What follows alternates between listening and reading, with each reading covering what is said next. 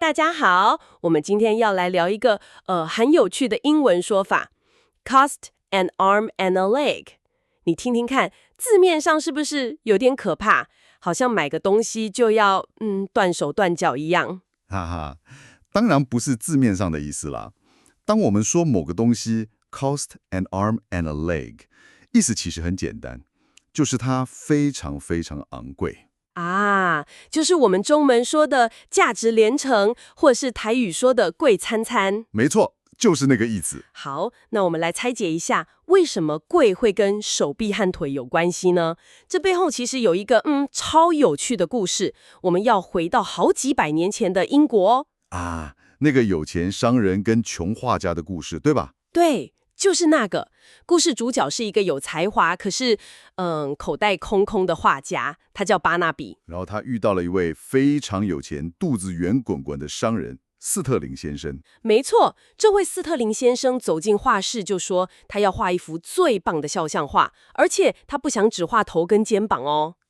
他想炫耀。对，他要炫耀他那件华丽的天鹅绒外套、钻石戒指，还有从意大利进口的皮靴。没错，就是那个皮靴。哎，这里有趣的地方就来了，在那个年代啊，画肖像的价格是看你画多少身体部位来决定的。哦，所以画家的报价方式是这样：画头跟肩膀最便宜，但如果你要加上手臂，就要加钱。那如果连腿都要画进去呢？那就是顶级豪华套餐的价格了。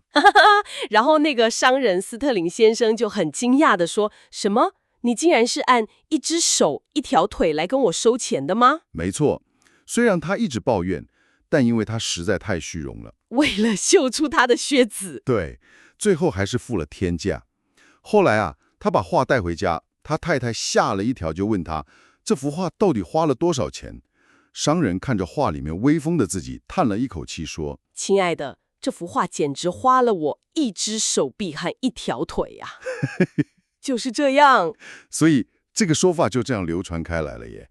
以后只要有东西贵到吓死人，大家就会说它 costs an arm and a leg。这个故事非常直观，完美的把昂贵跟身体部位连接在一起。它之所以这么受欢迎啊，就是因为它太好懂，太有画面感了。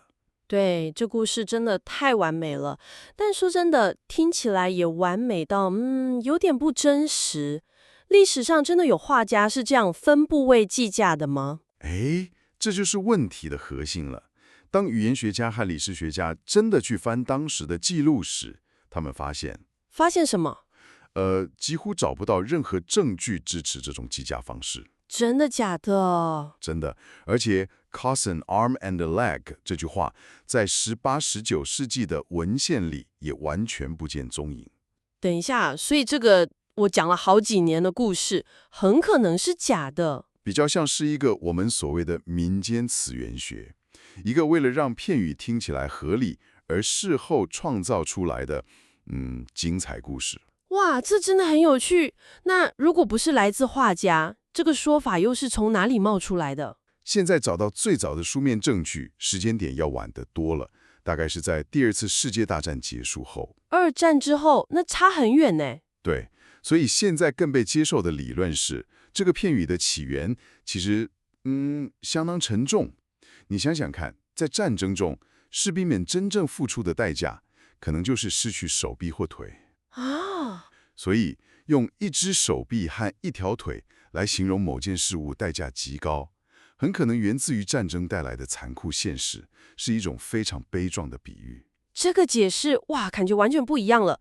从一个关于虚荣心的幽默故事，变成了一个关于战争与牺牲的沉痛隐喻。是的，这也反映出语言演变的有趣之处。